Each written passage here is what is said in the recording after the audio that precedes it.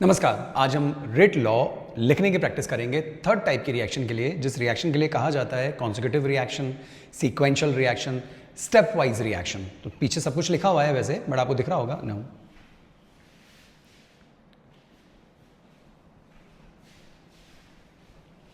नमस्कार। आज हम केमिकल काइनेटिक्स में थर्ड टाइप की रिएक्शन के लिए रेट लॉ लिखने की प्रैक्टिस करेंगे। देखिए, ये जो टाइप है, इस टाइप की हेडिंग है सीक्वेंशियल रिएक्शन या कॉन्सेक्यूटिव रिएक्शन या स्टेप वाइज रिएक्शन। आइए इस कंसेप्ट को समझने की कोशिश करते हैं। इससे रिलेटेड क्वेश्चंस कॉम्पिटिटिव एग्जाम्स में कई बार पूछे जाते हैं और इस साल जेईई मेंस में भी ये क्वेश्चन पूछा गया है।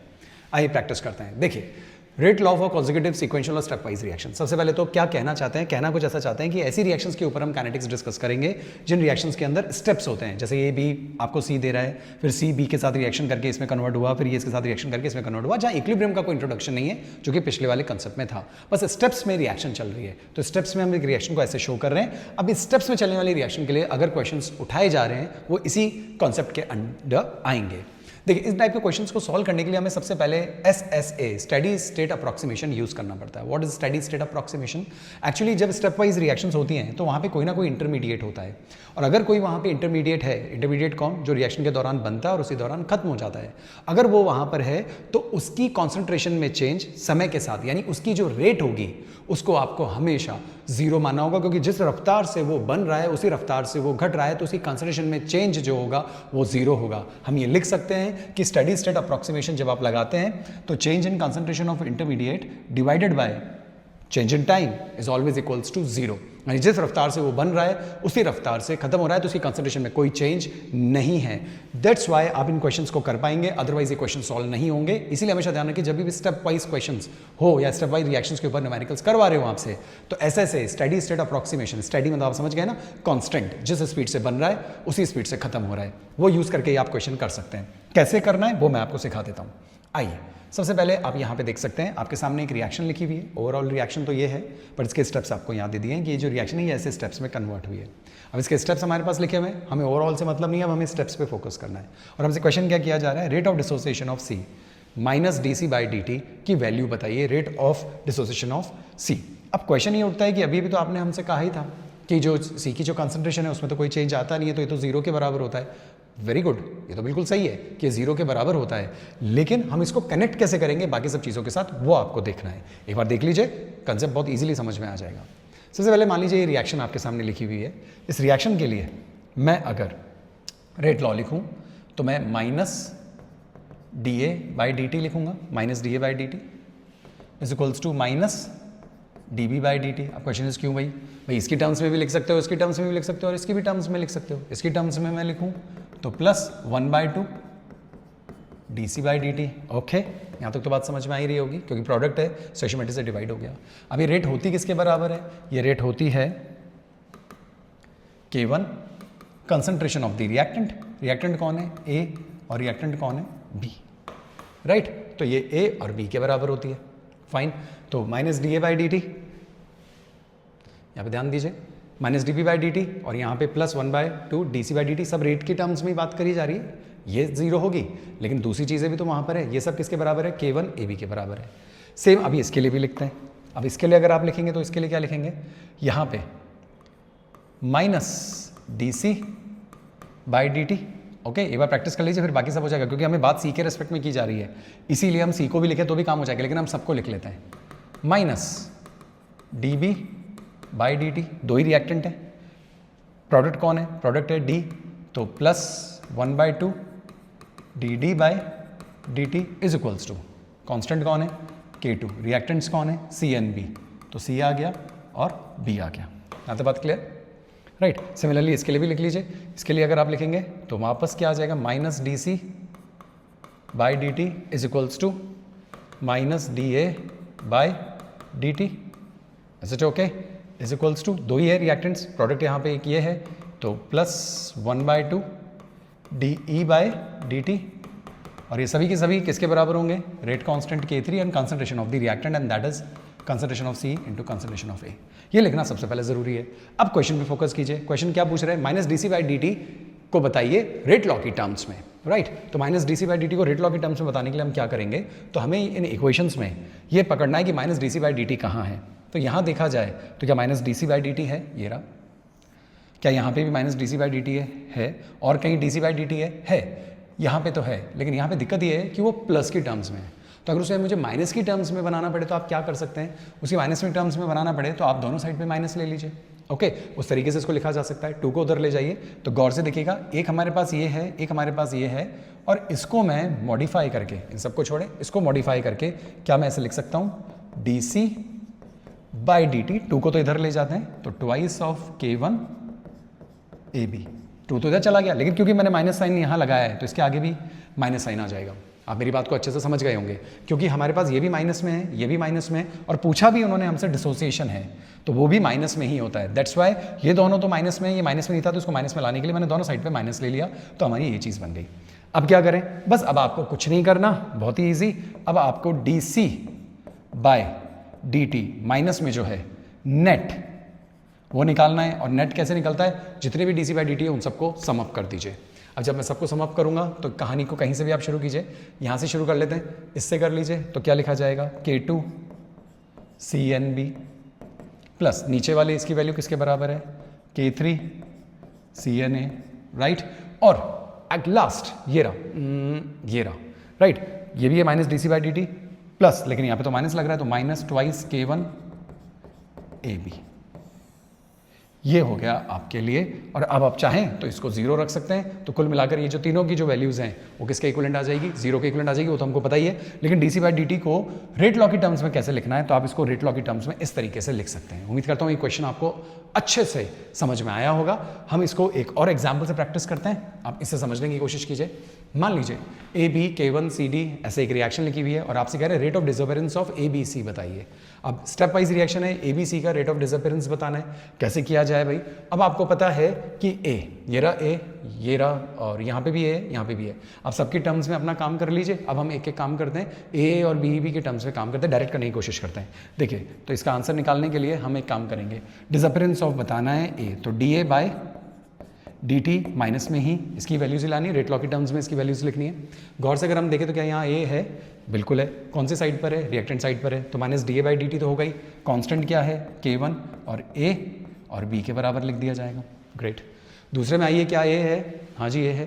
किस तरफ है, प्रोडक्ट साइड की तरफ है, लेकिन हमें लाना तो किसकी तरफ है, माइनस की तरफ लाना है, राइट। तो माइनस लगा देंगे, तो माइनस K2, और इसका रिएक्टेंट कौन है, इसका रिएक्टेंट है CND। क्या A यहाँ पे कहीं है, नहीं कहीं नहीं है, तो इसका मतलब कहानी खत्म हो गई। उम्मीद करता हूँ ये कॉन्सेप्ट समझ में आया होगा। मैंने डायरेक्ट यूज़ किया है। अगर आपको डायरेक्ट समझ नहीं आ रहा तो जैसे भी मैंने पिछले वाले क्वेश्चन में बताया वैसे आप सबके लिए लिखिए।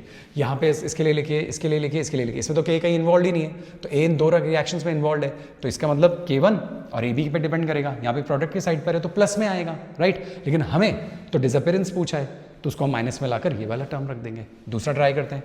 मान लीजिए अब आपसे बोला जाए, नहीं तो आप पिछला क्वेश्चन अच्छे से कीजिए, बाकी सारे अच्छे से हो जाएंगे।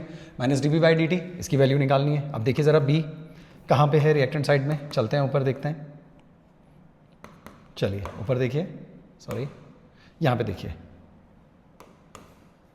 यहाँ पे है, बिल्कुल है, और रिएक्टेंट साइड पे ही है। तो रिएक्टेंट साइड पे ही है तो इसके लिए भी कांस्टेंट K1 A और B पे के तो बराबर होगा ही होगा। और देखिए B बिल्कुल यहाँ पर है, प्रोडक्ट साइड पर है, जैसे कि A भी यहाँ था, राइट ना, और ये यहाँ पे, तो सेम जैसा ऊपर के लिए लिखा गया वैसा ही इसके लिए लिखा जाएगा, क्योंकि सेम ही A भी है, तो इसमें कोई फ़र्क नहीं पड़ना है, एग्जैक्ट सेम वैल्यूज़। इसके बाद अगर हम बात करें किसकी, अब इसके लिए बात की जाएगी last, and last is C, तो हम लिखते हैं DC बाय dt। अब C का है, फर्स्ट रो में, हाँ प्रोडक्ट साइड पर है, लेकिन माइनस की बात करनी है, प्रोडक्ट साइड पे तो प्लस होता है, तो इस टर्म को K1 और इसके लिए जो रेट है वो तो A और B के बराबर ही है, लेकिन क्योंकि प्रोडक्ट साइड पर है तो साइन कौन सा लग जाएगा, माइनस। दूसरी साइड पे आइए, क्या यहाँ पे हमने इससे पहले B को निकाला है, अच्छा B, तो B यहाँ पे भी था, यहाँ पे भी था, और B यहाँ पे भी था, तो अभी इस B को तो हम भूल ही गए। ये B रिएक्टेंट साइड पे ही है, रिएक्टेंट साइड पे ही है, तो minus D B by D T ही आना है, रिएक्टेंट साइड पे ही है तो। और कांस्टेंट क्या है इसका, K3, और कंसंट्रेशन होगी B और C की। डन। उम्मीद करता हूँ आपको समझ में आ रहा होगा अच्छे से, नहीं तो आप वापस से इससे पहला वाला क्वेश्चन देख सकते हैं, उससे समझ आ जाएगा। अब यहाँ पे देखें K1 AB, अब C के लिए बात करना है। अब C कहाँ पर है भाई, C यहाँ पर है, प्रोडक्ट साइड पर है, तो माइनस के साथ K1 AB लिख देंगे। रिएक्टेंट साइड पर है तो जैसा है वैसा का वैसा लिख देंगे, यानी कि K2 C और D। और नीचे आइए, अब यहाँ पे देखिए, तो यहाँ पे C कौन है, रिएक्टेंट साइड पर ही है, रिएक्टेंट साइड पर है तो हमारे लिए अच्छी बात है, प्लस K3 B की कंसंट्रेशन और सी की कंसंट्रेशन। इस तरीके से आप rate of disappearance of A, B और सी लिख सकते हैं। इससे भी अगर आपको समझ नहीं आया तो एक क्वेश्चन और प्रैक्टिस करते हैं। ये रहा आपके सामने एक क्वेश्चन, इसको प्रैक्टिस करके पूरा करने की कोशिश करते हैं। देखिए एक रिएक्शन है ए बी, उसका मैकेनिज्म आपको दे रखा है, स्टेप वाइज हो गई, ये ए बी सी में चला गया, सी K2 D में चला गया, और आपसे कह रहे हैं कंसंट्रेशन ऑफ सी भी बताइए और rate of formation of D भी बताइए। अब कैसे करें भाई इसको? तो कैलकुलेट कंसंट्रेशन ऑफ सी। ना यहाँ पे हमें समझ आ रहा है कि जो सी है वो एक इंटरमीडिएट है, यहाँ बन रहा है और यहाँ खत्म हो रहा है, तो ओवरऑल रिएक्शन में तो काम में नहीं आना चाहिए। अब क्या किया जाए इसके लिए? तो यहाँ पे ध्यान दें आप, सबसे पहले माइनस, यहाँ पे क्या लिख सकता हूँ, minus D A by D T is equals to minus D B by D T is equals to plus D C by D T is equals to K1 concentration of A and concentration of B, ऐसे लिख ही सकते हैं, right. उल्टी reaction के लिए अगर आप लिखना चाहें, रिवर्स रिएक्शन के लिए, तो D C by D T, क्योंकि ये रिएक्टेंट है, उल्टी रिएक्शन के लिए लिख रहा हूँ, राइट। तो माइनस डी सी हो जाएगा क्योंकि ये रिएक्टेंट रहेगा, दोनों प्रोडक्ट रहेंगे, तो D A by D T plus D B by D T. ये रिएक्टेंट्स, क्योंकि रिएक्टेंट है तो ये प्रोडक्ट्स हो गए।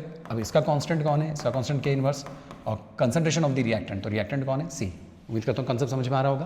पहले सीधी रिएक्शन के लिए लिख दिया, फिर मैंने उल्टी रिएक्शन के लिए लिख दिया है, तो ये चीज़ भी आपके सामने आ गई। लास्ट रिएक्शन और लिखी हुई है आपके पास, उसके लिए लिखना चाहें तो क्या लिख सकते हैं? D C by D T, reactant है तो माइनस लगा देंगे, is equals to D D by D T, क्योंकि प्रोडक्ट है, इज इक्वल्स टू K2 और कंसंट्रेशन ऑफ द रिएक्टेंट तो सी है।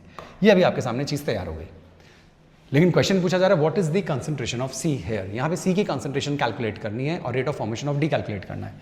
अब सी की कंसंट्रेशन को कैलकुलेट करने के लिए क्या किया जाए? देखिए, आप जितने भी सी वाले हैं ना, उन सबको उठा लीजिए किसी भी एक फॉर्मेट में रखकर, माइनस में रखकर उठा लीजिए या प्लस में रखकर उठा लीजिए, उससे कोई फर्क नहीं पड़ने वाला है, क्योंकि हम स्टेडी स्टेट अप्रॉक्सीमेशन से क्वेश्चंस कर रहे हैं और स्टेडी स्टेट अप्रॉक्सीमेशन से D C by D T की जो वैल्यू होती है वो जीरो होती है, right. So D C by D T की value, D C by D T की वैल्यू और D C by D T की वैल्यू, इन तीनों वैल्यूज़ को अगर आप सम अप कर लें, राइट, मैं आपके सामने करता हूँ, ध्यान से देखिएगा। ये वैल्यू भी आपके सामने है, ये वैल्यू भी आपके सामने है और ये वैल्यू भी आपके सामने, इन तीनों में डी सी लिखा हुआ है, डी सी माइनस में डी सी, माइनस में डी सी, और यहाँ पे एक प्लस में डी सी है। तो हम इन सबको एक ही फॉर्मेट रख लें, तो minus D C by D T, right. इसको माइनस किया तो ये भी माइनस हो गया, minus K1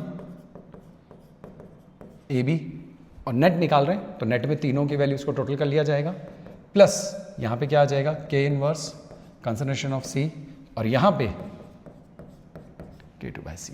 is it okay? तो यह आपसे पूछा है calculate the concentration of C. अब हम जानते हैं स्टेडी स्टेट अप्रॉक्सीमेशन तो चल ही रहा है, तो यहाँ पे तो ये वैल्यूज़ किसके बराबर होनी चाहिए? जीरो के बराबर होनी चाहिए, और जब ये जीरो के बराबर होगी, राइट, और यहाँ पे सी लिखा हुआ है ही है, इस K को मैं इधर ले आता हूँ, तो यहाँ पे ध्यान दीजिए, K1 ए बी, ये माइनस में था, इसे मैंने प्लस में लिख लिया, इज इक्वल्स टू सी की कंसंट्रेशन कॉमन निकाल ली जाए तो अंदर क्या बचेगा? K इनवर्स प्लस K2, और अगर इससे आपको सी की कंसंट्रेशन निकालनी पड़े तो सी की कंसंट्रेशन हो जाएगी K1 A B upon K inverse plus K2, और इस तरीके से आप सी की कंसंट्रेशन निकाल सकते हैं। K की, K इनवर्स की, K2 की, इन सबकी वैल्यूज आपको दी जाएगी, ए बी की कंसंट्रेशन दी जाएगी, वैल्यूज पुट करनी है, आंसर निकालना है।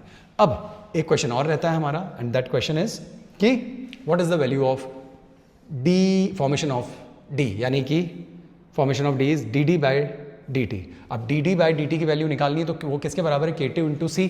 सी की कंसंट्रेशन आप निकाल चुके हैं, बस उसको आपको किससे मल्टीप्लाई करना है? K2 से। तो अगर कोई मुझे बोले what is the value of D D by D T, तो अभी अभी आपने देखा है that is equals to K2 into concentration of C. देखिए ये रहा K2 into concentration of C. अब इसमें कर क्या सकते हैं? सिर्फ इतना सा कि K2 तो रहने ही दीजिए और सी की वैल्यू को पुट कर दीजिए, तो K2 इंटू K1, ए की कंसंट्रेशन, बी की concentration upon K inverse plus K2। इस तरीके से आप इसकी वैल्यू भी निकाल सकते हैं। उम्मीद करता हूँ ये कंसेप्ट समझ में आया होगा। एक और एग्जाम्पल से इसको समझ लीजिए जो कि जेईई मेंस में पूछा गया है। इसमें उन्होंने बोला calculate the concentration of B, जो कि एक इंटरमीडिएट है। क्योंकि ये इंटरमीडिएट है तो D B by D T की वैल्यू आपको जीरो रखनी होगी। अब क्या करें? कर लीजिए minus D A by D T, okay, product है तो D B by D T, और किसके बराबर होगा? K1 concentration of the reactant. और लिखना चाहें इसके लिए आगे वाली रिएक्शन के लिए, तो इस बार जो B है वो रिएक्टेंट है क्योंकि ये प्रोडक्ट में जा रहा है, राइट। तो dB/dt, प्रोडक्ट कौन है C, तो dC/dt, रिएक्शन इसकी बात कर रहे हैं K2 concentration of B, right. Now अब सारी कंडीशन आपके सामने है।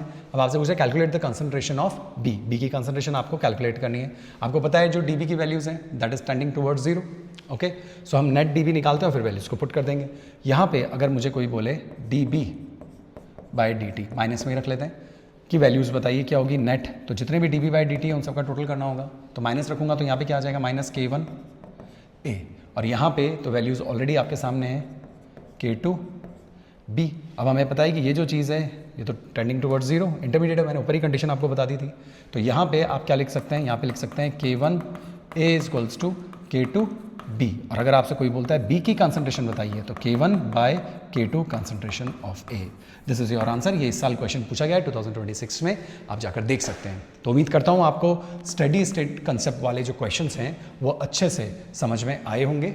मैंने अपनी पूरी कोशिश की आपको ये कंसेप्ट अच्छे से समझाने के लिए। आप इन क्वेश्चंस को प्रैक्टिस कीजिएगा। नेक्स्ट वीडियो में जल्दी मिलेंगे। धन्यवाद।